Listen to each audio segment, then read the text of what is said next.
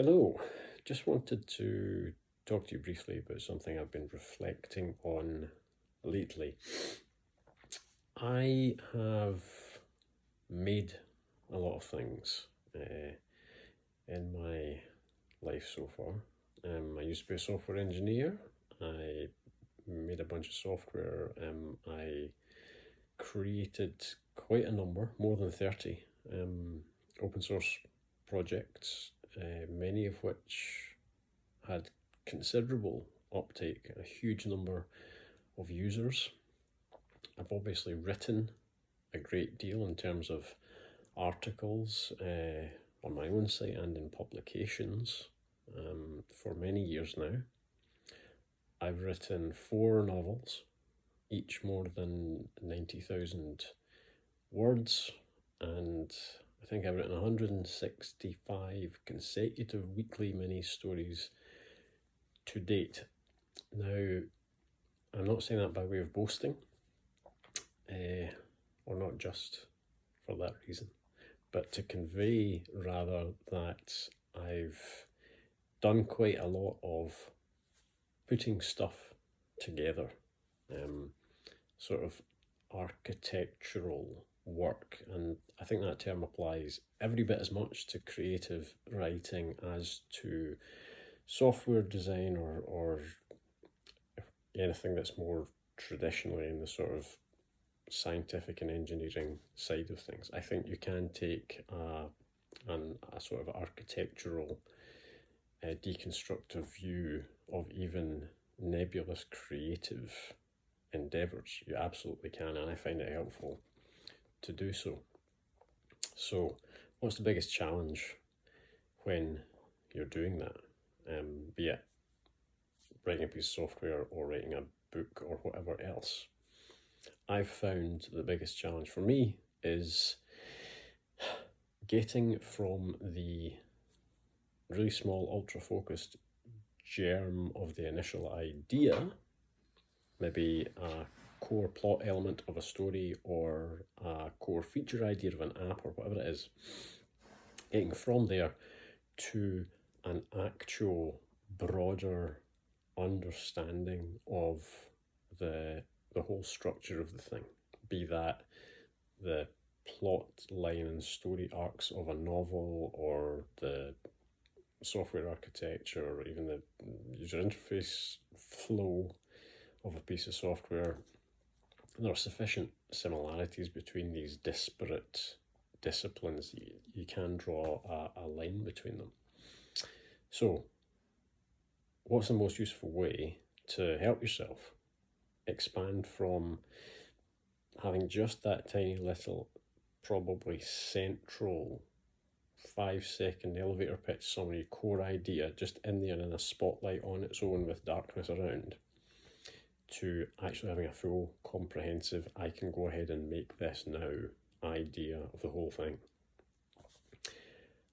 And the answer is it's asking questions of yourself, not just writing down possible considerations, but literally formulating your sort of self-inquiring thoughts as questions in the form of full written questions in whatever language it is that you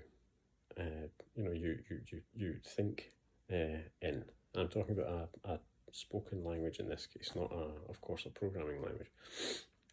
There's something there really is one weird trick to this. There is something quite magical, something that is a shortcut rather, to insight, just by using the query language that your brain responds to, if you like.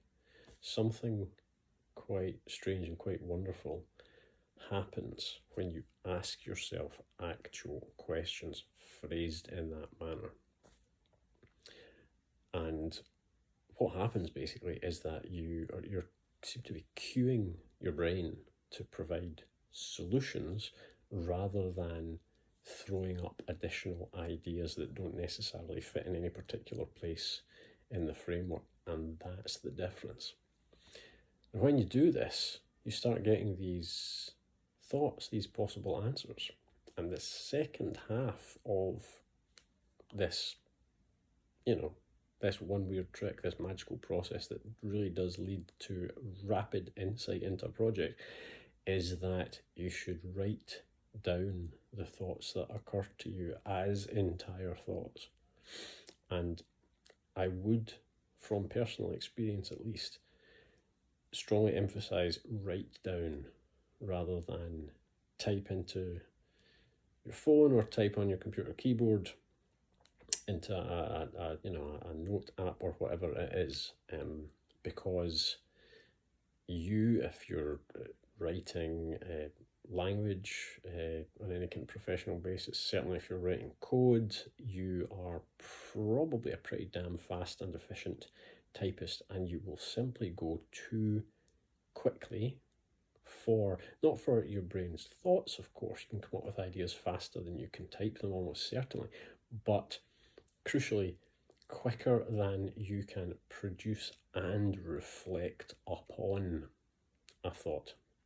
This is why when you see people being interviewed on television or whatever, there's a real difference between people who are professionals at being interviewed, maybe politicians or heads of state, and people whose primary job is not that, and they're just being interviewed for another reason, like sports people or actors or such. You find that the latter kind, the non-professional speakers, feel a pressure of speech and a pressure of urgency of response. And so you get an awful lot of sentence fragments and thoughts that are begun and not finished, and course changes mid-sentence and so forth. And we're all guilty of that. I've no doubt done it a dozen times in this video alone. But if you are a sort of professional speaker, professional thinker, what you do is you pause and you wait until you have a full thought. And I think that with the rapidity of input that we're capable of with keyboards and computer devices and so on, we are obviously hugely attracted to and well served by that efficiency of capture, but we are leaving out the crucial element that we have become so used to over countless millennia, that the slight delay introduced by having to write something out longhand allows this sort of second thread of processing that human beings do, whereby they not only reflect upon and analyse what they have just said, but it also gives you time to prepare the next thing, so that you have fewer abandoned thoughts and sentence fragments and ideas that are not really suitable for purpose. There is a sort of a pre-processing and post-processing and a contextualizing and even a preemptive culling that happens during, say, the time it takes to write out letter forms longhand. And if you don't do it regularly, you will genuinely be amazed the degree to which it improves the overall quality of the thoughts and ideas that you produce.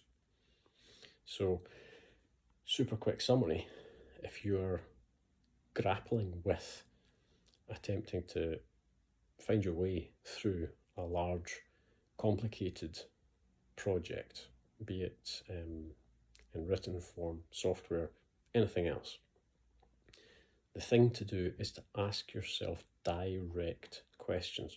Write them out as headings and formulate them as a question, with a question word and with a question mark at the end, or whatever your language's convention is. And it will prompt your brain to start producing thoughts that are answers, at least potential answers, rather than just considerations. And pay attention to those thoughts, writing them out longhand, be it digitally, iPad, e-ink tablet, or on physical paper manually, because the slight incurred delay by doing so produces much higher quality thoughts, since you've got time to consider not only what you've just thought of, but what you're about to think of. It's a process that we don't really give ourselves enough time for when we have a rapid scattershot, sort of fully digital, high speed and notionally high efficiency workflow for ideas capture, because we really forget to do the reflection part, which is a critical component of quality thinking. Have a wee think about that.